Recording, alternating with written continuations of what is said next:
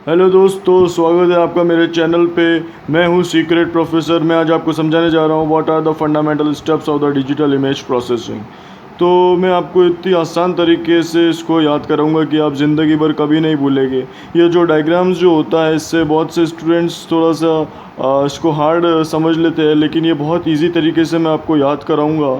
और मैं थोड़ा ब्रीफ इंट्रोडक्शन आपको देना चाहता हूँ इसका कि बेसिकली अगर इसको टेक्निकल देखें तो नॉलेज बेस एक तरीके का हमारे पास में पूरा एक बॉक्स है जिसमें बहुत सारी स्टेप्स होते हैं, फंडामेंटल स्टेप्स होते हैं डिजिटल इमेज प्रोसेसिंग के। सो अगर कोई भी प्रॉब्लम डोमेन है और वो एक इमेज एक्वाइजेशन हो गया, image enhancement, image restoration, colour image processing, wavelets and the multi resolution processing, compressions, morphological processing, segmentation, representation, descriptions and the object recognition।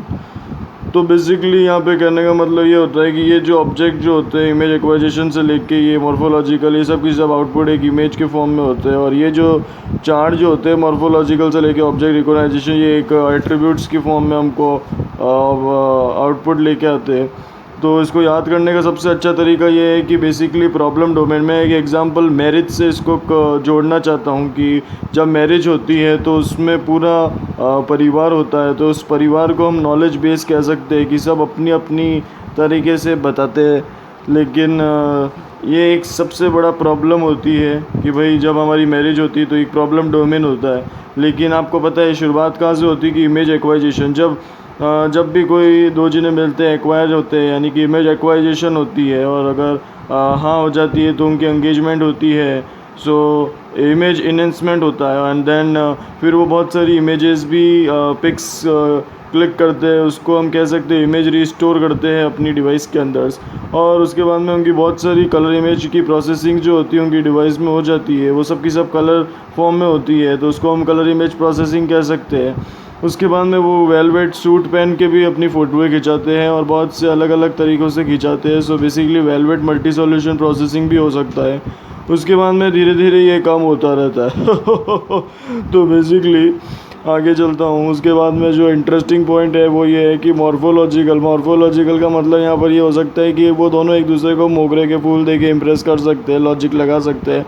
So morphological processing होती है। उसके बाद में आते हैं सेगमेंटेशन, यानी कि दोनों मेंटली सगाई के लिए तैयार होते हैं तो एक सेगमेंटेशन हो जाता है और फिर एक बेसिकली फंक्शन तैयार होता है जिसको कि हम कह सकते हैं लेडी संगीत, जिसमें कि हमारे परिवार के लोग रिप्रेजेंट करते हैं, यानी कि रिप्रेजेंटेशन एंड द डिस्क्रिप्शन। उसके बाद में आता है हमारा ऑब्जेक्ट रिकॉग्नाइजेशन। जब दोनों एक दूसरे को जान जाते हैं, सबको जान जाते हैं, तो एक ऑब्जेक्ट रिकॉग्नाइजेशन हो जाता है। तो ये मैंने आपको बहुत आसान भाषा में इसको याद करा दिया, आप कभी नहीं भूलेंगे, मुझे नहीं लगता है। उसके बाद में आता है, अब मैं आपको एक एक पॉइंट जो है वो ऐसे याद करूँगा जिससे कि आप एग्ज़ाम में आसान भाषा में लिख सकते हैं। सबसे पहला आता है इमेज एक्वाइजेशन, कि जो भी आपकी इमेज जो होगी वो डिजिटल फॉर्म में हो जाएगी। उसके बाद में आती है हमारी इमेज इनहेंसमेंट। तो इमेज इनहेंसमेंट में क्या होता है कि हम हमारी ब्राइटनेस, कॉन्ट्रास्ट सब कुछ बढ़ा सकते हैं। तो मैं एक ये बात लिखना चाहता हूँ कि it increases the contrast of the image so it's looks better. उसके बाद में आती है इमेज रिस्टोरेशन। अब इमेज रिस्टोरेशन क्या होता है कि यार बहुत सी इमेजेस जो होती है जिसमें कुछ सही नहीं होता है, हमारी पीछे कुछ आ रहा होता है या थोड़ा धुंधला भी होता है, सही नहीं होता है, नॉइज़ कह सकते हैं, या शेक्स हुई भी होती है इमेजेस, उसको हम सही कर सकते हैं। उसमें फ़िल्टर लगा सकते हैं जैसे हम इंस्टाग्राम फेसबुक पे भी लगाते हैं, समझ रहे हो ना सब जीने। उसके बाद में क्या होता है, उसके बाद में कलर इमेज प्रोसेसिंग भी होती है। कलर इमेज यानी कि इसको आसान भाषा में कहूँ कि कलर जो होते हैं वो उसमें ऐड होते हैं आपकी फ़ोटोज़ में। जो colour of image are process, ये तो सबसे इजी था। उसके बाद में मैं बात करता हूँ velvet and the multi resolution processing. इसमें क्या होता है ना कि बेसिकली आपकी इमेज क्वालिटी कभी कभी अच्छी नहीं होती है जो आपके फ़ोन से आपने ली हुई होती है, तो उसको हम सही कर सकते हैं। डिजिटल इमेज प्रोसेसिंग की एक स्टेप्स है velvet and the multi resolution processing. Pixels जो होते हैं वो अच्छे हो सकते हैं, आपने मोबाइल्स भी देखी होगी। उसके बाद में आता है कंप्रेशन। अब कंप्रेशन बेसिकली आपने सबसे अच्छा एग्जांपल देता हूँ कि आप ईमेल पे एक लिमिट होती है उसकी साइज़ की, आप उससे ज़्यादा आप कुछ नहीं भेज सकते हैं। सो एक MB होता है फिक्स, तो इसमें भी यही होता है कि आप डिक्रीज़ कर सकते हैं साइज़ ऑफ द इमेजेस को अगर आपको कहीं भी फॉरवर्ड करनी हो तो। उसके बाद में मॉर्फोलॉजिकल जो प्रोसेसिंग जो होती है वो बहुत ही कमाल की होती है। इसमें वो एक एक अगर आपकी इमेज में कोई भी कंपोनेंट्स होता है वो सबको देखता है। इमेज कंपोनेंट्स यूजिंग AI इसमें लगता है। सो प्लांट्स और एनिमल्स जो होते हैं अगर इमेज में वो भी होते हैं तो वो उसको शो करता है। उसके बाद में आती है सेगमेंटेशन। अब सेगमेंटेशन क्या होता है कि ये बेसिकली ये भी उसकी तरह ही होता है बट ये थोड़ा सा और प्रोफेशनल होता है। स्मार्ट एआई जो होती है इसमें फाइंड होता है, क्योंकि smart AI can find objects. इसमें ऑटोमेटिकली एक ऑब्जेक्ट को वो फाइंड करता है और उस पर पूरी स्टडी करता है हर सेगमेंट पे।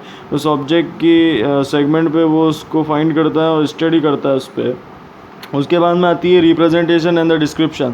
अब रिप्रेजेंटेशन एंड द डिस्क्रिप्शन, आप उसको किस तरीके से रिप्रेजेंटेशन करते हैं और किस तरीके से उसको डिस्क्राइब करते हैं, यानी कि आप उसको किस कैमरे से डिस्क्राइब करते हैं, ब्लर कैमरा से या फिर एक डीएसएलआर से लेते हैं, दोनों ही अच्छे होते हैं। और separate the main object from the background using boundary. अब ये मुझे बताने की ज़रूरत नहीं है, आप लोग पिक्सआर्ट में सब चीज़ें एडिट करते हैं, मुझे सब पता है।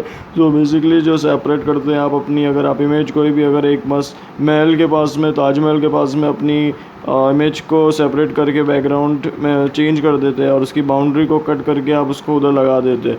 जो सबसे लास्ट पॉइंट आता है वो सबसे अच्छा है, वो है इमेज रिकॉग्नाइजेशन की। सब होने के बाद में आप एक ऑब्जेक्ट को रिकॉग्नाइज भी करते हैं, लाइक प्लांट्स, एनिमल, तो उसको आप एक एक को रिकॉग्नाइज, आप अच्छे से रिकॉग्नाइज कर सकते हो कि अगर कोई भी प्लांट सर्च करता है तो आप उसको शो कर सकते हो, आप उसको सिमिलर चीज़ें उसकी तरह दिखा सकते हो। तो ये फंडामेंटल स्टेप्स थे हमारे दोस्तों। तो अगर आप लोगों को ये सब लोग अगर अच्छे लगे हो तो आप लोग मेरे चैनल को लाइक करो, सब्सक्राइब करो और कमेंट करो। समझ रहे हो ना सब चीज़ें? तो आप लोगों का सभी का बहुत बहुत धन्यवाद।